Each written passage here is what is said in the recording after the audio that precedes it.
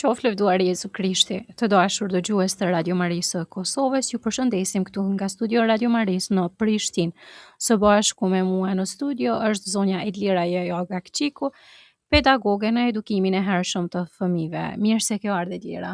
Mirë se ju gjej dhe shumë faleminderit për ftesën. Faleminderit juve që jeni së bashku me ne dhe që çdo herë jeni të gatshëm të jepni kontribut për Radio Marinë e Kosovës. Të dashur dëgjues, së bashku me zonjën Edlira do të trajtojmë temën roli i prindit dhe kujdestarit apo edukatorës në zhvillimin socio-afektiv të fëmijës. Edlira, a mundesh me na shpjegu cili është roli i prindit ose kujdestarit në zhvillimin socio-afektiv tek fëmijët? Po, para se të them që roli i prindit është e jashtëzakonshëm, para së gjithash duhet t'i marrim parasysh edhe veçantitë e individit, do me thënë kur fëmija lind me karakterin e vet, do me thënë me temperamentin, lind me janë këto karakteristika që e veçojnë temperamenti, ajo mbijedisi social e ekonomik, është edhe gjenetika, se një fëmijë lind me gjenetikën, dhe por para se të gjitha këto që emërtuam kanë të bëjnë me edhe kultura, se fëmija rritet në një kulturë, një mjedis, dhe por roli i prindit është i jashtëzakonshëm. Tash më poshtë do flasim gjithmonë për rolin e prindit edhe ose kujdestarit. Baza e zhvillimit social afektiv është janë të shumta këto, por ne do të fillojmë për në moshën për shembull prej moshës 3, kjo zhvillimi social afektiv fillon nga mosha 3 deri në 5 vjet. Po këtu formohet si fëmija nuk ka njohuri për veten në këtë rast. Dhe fillon ta njoh veten prej kësaj moshe. Dhe për njohjen e vetes i duhet një vetëdije. Dhe baza e zhvillimit social afektiv është evolucioni i vetdijes. E te evolucioni i vetdijes është roli kryesor, është individi ai që kujdeset për fëmijën, do me thënë në fëmijë nuk është primordial është roli i prindit, se fëmija në rast të parë është me prindin, por të gjithë ata që merren me fëmijët në shkollë, në një rast që fëmija nuk rritet prej prindit, është kujdestari ose edukatori, edhe kjo i rrëzon krejt të gjitha temat që nuk ka rol, po fëmin e zhvillon rrethi, mjedisi, ai që kujdeset për fëmin. Atë prandaj është një rol i jashtëzakonshëm. Edlira, nëse mundem ta bëj një pyetje, fëmijët dallojnë njëri prej tjetrit, edhe në familje, vëllezërit e motrat nuk janë të njëjtë. A mundet me pas një rol të ndryshëm prindi në zhvillimin e secilit prej fëmijëve apo duhet jetë i njëjtë me të gjithë? Në këtë rast jo, prindi edukon njëjtë, nuk mundet të bën dallime, por prandaj thash në fillim, para së gjithash është temperamenti, gjenetika, por në përgjithësi motra e vëllezër sa jemi të ndryshëm, jemi edhe të ngjajshëm, se jemi rrit në një ambient të njëjtë, social, ekonomik ose kulturor. Dhe karakterin e kemi të ndryshëm, por në përgjithësi jemi pak njëjtë. E prindi nuk bën dallime, këtë me eduku kështu, atë me eduku ashtu. Duhet jetë i njëjtë mënyrë që edhe me ndiku pozitivisht tek secili fëmijë, se nëse fëmijët e vren që tek njëri prej fëmijëve po ndikon më ndryshe, tek tjetri po sillet më ndryshe, besoj ajo ndikon shumë edhe në vetbesimin e fëmijëve pastaj.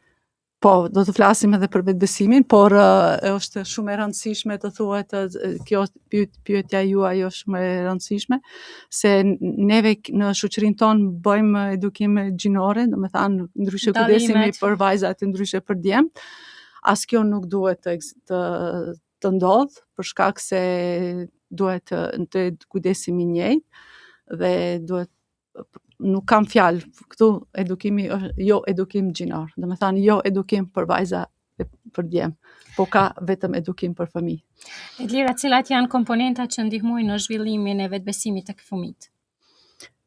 Komponentat janë të shumta, po unë dua të bazohem te 4 komponente, se përveç evolucionit të vetëdijes që fëmija zhvillohet e zhvillon, e njeh veten nëpërmjet vetëdijes, pastaj është aq sa është e rëndësishme vetëdia, është vetbesimi. Të gjithë kur flasim për vetbesimin, në çdo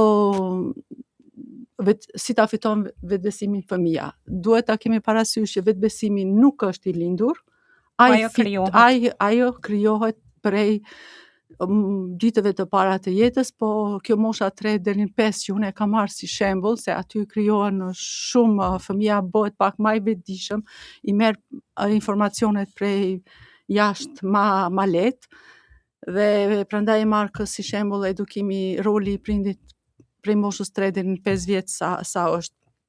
Komponenti i parë pra është komponenti i parë është besimi, siguria. Në familje duhet të krijojmë, jo vetëm në familje, po marrim bazë familjen, të krijohet një siguri që fëmia të rritë të jetë i sigurt edhe të ketë besim aty. E si krijohet kjo, duhet të jemi të është e pamundur pa një këtu në përshkrime thuhet disiplinë të qëndrueshme, por disiplina e qëndrueshme është, për me zbërthy pak më shumë, është ritualet. Një fëmijë është gati e domosdoshme të rritet me rituale. Për shembull, një shembull të thjeshtë, të flenë në të njëjtën orë, ose të zgjohet në njëjtën kohë, të ketë oraret e... Po të zgjohet tash nuk na pyesin shumë fëmijët, po ky rituali të shkon në gjumë fëmia, jo të rinë fëmijë deri në orën 11, prandaj them një disiplinë të qëndrueshme, dhe përveç disiplinës është edhe stabiliteti i rrethit ku jeton, njohja e nevojave të fëmijës. Është e rëndësishme të flasim, nevojat të plotësohen të fëmijës janë të shumta, për shembull ushqimi, veshja, veshmbathja. Këta janë jo dëshira, po janë nevoja. Komponenti i dytë është identiteti pozitiv. Ta pranojmë fëmin ashtu siç është, me të metat e tij, por edhe me forcën e tij që ai don të zhvillohet. Thjesht nuk duhet edhe shumë t'i krahasojmë fëmijët me të tjerët. Sepse secili ta krahasojmë me veten, po se ndoshta kjo ishte një pikë pak më poshtë, por identiteti pozitiv dhe sjellja prosociale. Prandaj themi që prindët janë model, se të kenë një sjellje prosociale, të jenë pozitiv. E fëmia e merr atë çka e thot, çka e bën prindi, se donjëherë flasim ndryshe dhe veprojmë ndryshe, por atë që e flasim ne duhet të jemi model për fëmijët tanë. Për shkak se fëmijët mas shumti imitojnë prindin, veprimet e prindit. Kjo është kemi thënë disa herë këtë, se fëmijët imitojnë, po imitojnë veprimet, imitojnë gjestet krejt, dhe ne të shfaqim shenja të prosociale të dashurat. Një komponenti shumë i rëndësishëm është edhe komponenti i shkaktësive. Edhe këtu prapë e them që duhet ta pranojmë fëmin, ta njohim fëmin ashtu siç është ai i aftë. Dhe shumë të kemi kujdes se në reagimet tona ndonjëherë bëjmë reagime që bën një gabim fëmia, bëjmë reagime negative. Por kujdesi, roli i prindit është të mos reagoj shumë këtu, se mund të ndikojmë keq te fëmia, të ketë se ai merr si të drejtë për drejta, është i keq ai. Edhe krijohet një ndjenjë turpi, se unë jam i keq, unë jam i lig, por krijohet pasiguri, mosbesim vetën e tij. Prandaj që jemi duke krijohet mosbesimi, jo ai vetbesimi. Po kur të kritikojmë gjithmonë sjelljen, e jo ky veprimi yt që bëre tash, ose nuk është i pranueshëm, por në një mënyrë shumë dashamirëse. Unë prej fillimit gjithmonë duhet me gjetë edhe një gjuhë më të butë për me komunikuar me fëmijën, që mos me marr menjëherë si kundër efekt ato çka i thuhet. Kjo, se toni i zërit është jashtëzakonisht rëndësishëm, se kur thash unë aty disiplina e qëndrueshme, por këto fjalë duhet të thuhen në mënyrë të qetë, që mos shkaktojnë frikë te fëmijët, të largojmë frikën, se ajo e humb besimin kur fëmia frigohet. Të krijojmë klimën e gjithmonë këtë klimën e dashurisë. Se fëmia në fundit kërkon dashuri dhe ajo është ajo që ka e bën edhe më të sigurt edhe i ndihet i dashur edhe prej prindit edhe pastaj edhe vetë mundet me qenë shumë më i sjellshëm, më i mirë edhe në rrethin shoqëror. Si prindi si dhe edukatori duhet të jetë shumë i kujdesshëm në këtë aspekt, se ndër veprimet tona ne me fëmijët kjo e formon besimin tek fëmijët, gjithçka me ndërveprimet. E prandaj duhet të jemi shumë të kujdesshëm kur flasim kur japim këto rregullat tona. Lira, a mund të ketë ndonjë sfidë ose ndonjë mangësi komunikimi i dobët i prindërve ndaj fëmijëve në zhvillimin e tyre socioafektiv? Ka të bën shumë, nëse kemi kohë të flasim për stilin si çfarë prindërimi, çfarë stilit edukimit, si prindërojmë neve, ka të bën shumë, aty është krejt baza e formimit të fëmijës. Ka të bën shumë se si neve ju drejtohemi fëmijëve. Prandaj unë e them që fëmijëria, mosha e hershme është baza, se aty formohet gjithçka, e prindi ose kujdestari roli i tij është i pazëvendësueshëm. Shpesh më bëhet pyetje për agresivitetin. Pse agresiv? Nëse fëmijët rriten në një ambient stresues, prindët janë shumë stresues, edhe ai fëmijë mund të jetë, nuk them se gjithë do të jetë, po ka mundësi të jetë agresiv. Dhe një tjetër, fëmijët ndonjëherë i sheh fëmijët e vegjël që i bëjnë do shenja agresiviteti. Kjo nuk do të thotë që ai do të jetë agresiv, po ky shenja agresivitetit e bën vetëm për shkak se nuk ndjehet i sigurt, edhe për me qenë më i fortë ndonjëherë i bëjnë fëmijët ato shenjat e Luanit. Ne mendojmë, frigohemi me një hera, po më bëhet fëmija agresiv. Po ndjen një pasiguri dhe e shfaq në mënyrë të tillë. Në mënyrë ekspresive, domethënë me shenjat e fytyrës ose edhe mundet me ndonjëherë i bie dikujt përdor një dhunë të vogël. Lira, më herët e përmende edhe edukatorin që ka një rol të rëndësishëm në zhvillimin e fëmijëve. Shumica prej fëmijëve sot, përveç prindit e kanë edhe nga një kujdestar, për shkak që prindërit punojnë. A duhet të ketë një bashkëpunim në mes të prindit e kujdestarit fëmijës, për shkak që nëse prindi e edukon me një mënyrë ndryshe edhe edukatori me një mënyrë krejt ndryshe, mundet me pas një kundërefekt? Nëse prindi e merr një edukator, një kujdestar në shtëpi, ajo është e domosdoshme të jetë në direkt në prindi duhet ta organizon atë, se si të kujdeset kujdestari.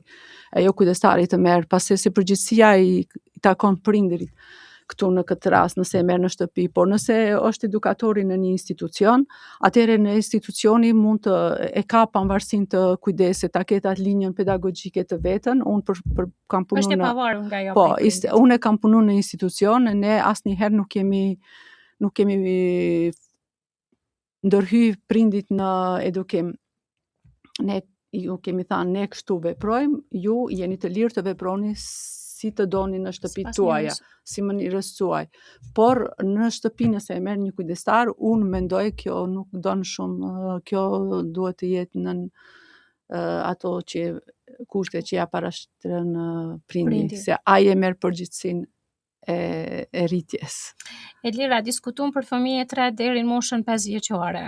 Po çfarë ndikimi do të ketë ky zhvillim i fëmijëve nga kjo moshë kur ata kalojnë për shembull në klasën e parë?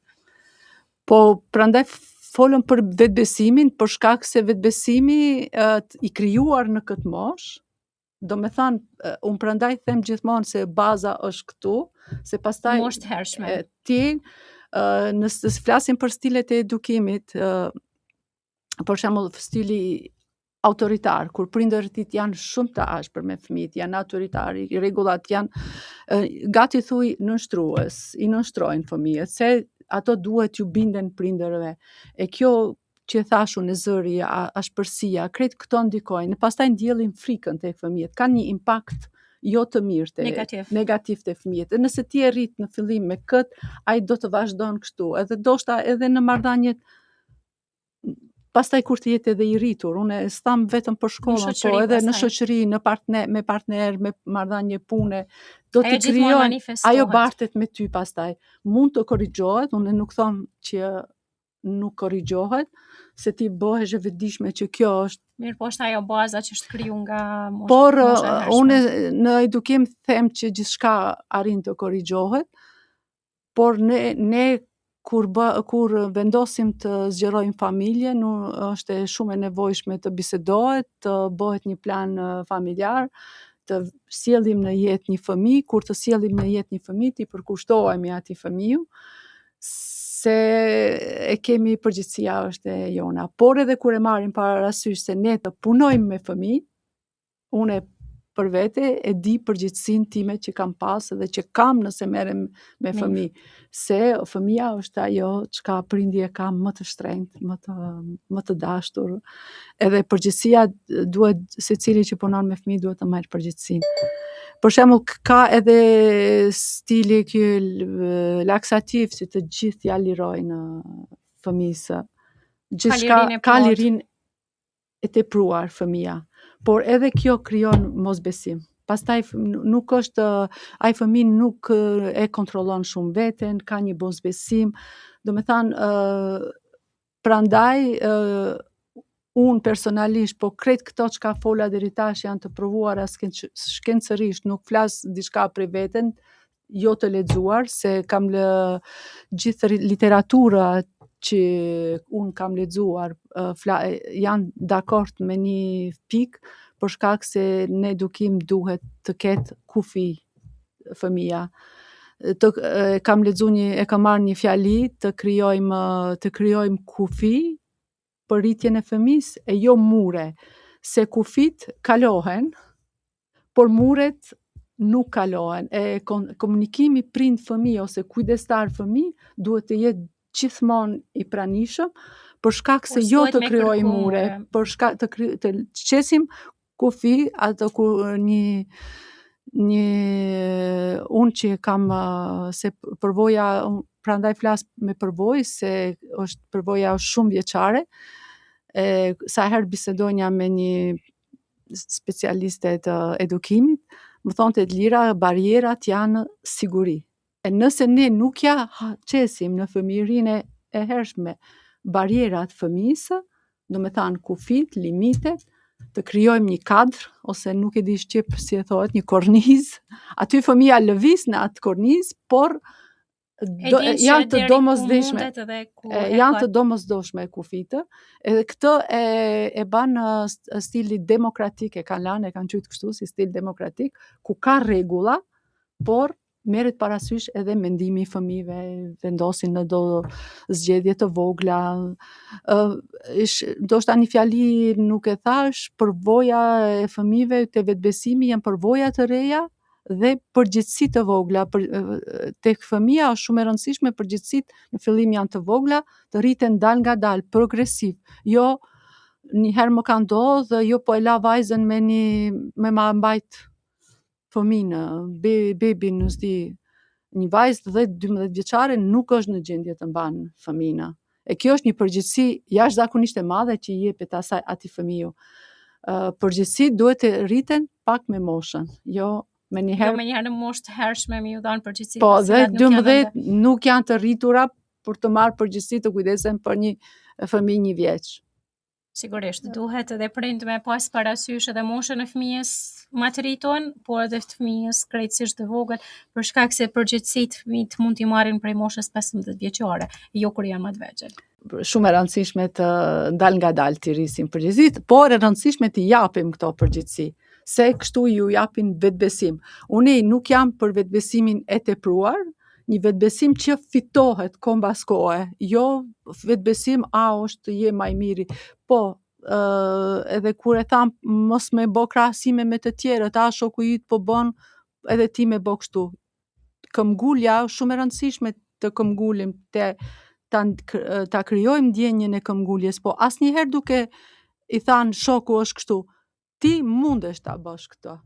Duke besu në aftësitë e ti, e jo duke krahasu me dika tjetër.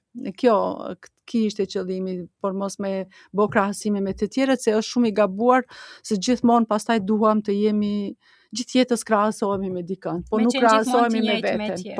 Po, nuk është e shëndetshme. Sigurisht. Edlira, cili është mesazhi yt për prindërit në Kosovë sa i përket edukimit dhe zhvillimit socioafektiv tek fëmijët? Po, e thash pak a shumë mesazhin, por po e përsërisje edhe një herë, se është jashtëzakonisht e rëndësishme që kur të sjellim fëmijë në jetë, t'ju përkushtohemi atyre. Neve disa aktivitete mundemi t'i bëjmë, po ka edhe institucione. Tash unë jam edhe merrem me një qendër për fëmijë si të gjyqja, kur prindërit duan të edukojnë, të bëjnë aktivitete për vete, në t'i lanë fëmijët dikon, dhe pastaj të mos i humbin ëndrat e tyre, por të sjellësh në jetë një fëmijë është një punë dhe këtë duhet të jenë të vetëdijshëm për këtë, që t'u përkushtohen atyre. Edhe komunikimi të gjitha këtë që i përmendëm janë të rëndësishme, për shkak se pastaj kemi një adoleshencë më të lehtë, nëse i përkushtohemi në fëmijën e hershme, fazat e tjera të zhvillimit janë shumë më të lehta. Nëse ngecim në këtë moshë, do të jetë më e vështirë adoleshenca, se edhe adoleshenca nuk është diçka e lehtë të kalohet. Unë po sot folëm për moshën e hershme, nëse i vendosim bazat në moshën e hershme, do ta kemi më lehtë më vonë.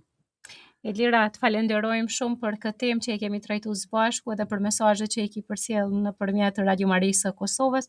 E shpresojnë që të jenë të dobishme edhe për ata prindë që pikërisht i kanë fëmijët në këtë moshë prej 3 deri në 5 vjeçare, mirëpo edhe për prindërit të tjerë që i kanë moshë pak sa më të rritur, për shkak se prindërimi kërkon për kujdes gjatë gjithë jetës. Pak të nderin moshën 18 vjeçare, se prindi nuk heq dorë shumë lehtë prej fëmisë, edhe pasi që e kalon moshën 18 vjeçare. Po, kjo është pak ajo, se pak gabimi që për prindin fëmija sado që të rritet, është ende fëmijë. Ai mbetet fëmijë, por fëmijët s'janë dakord me këtë frazë. Fëmijët e kërkojnë atë pavarësinë e tyre. Faleminderit prej teje, faleminderit Radio Marisë, dhe uroj që të kemi shërbi për çastet që biseduam bashkë për tema shumë të rëndësishme, nuk e di sa arritëm ta shpjegojmë, por vërtet faleminderit prej ty. Të dashur dëgjues, patët mundësinë të ndiqni emisionin mbi rolin e prindit dhe kujdestarit në zhvillimin socioafektiv tek fëmijët. Së bashku ishte me mua zonja Edlira Jajaga Kqiku, pedagoge në edukimin e hershëm të fëmijëve. Kudo qofshi, qoftë lëvduar Jezu Krishti.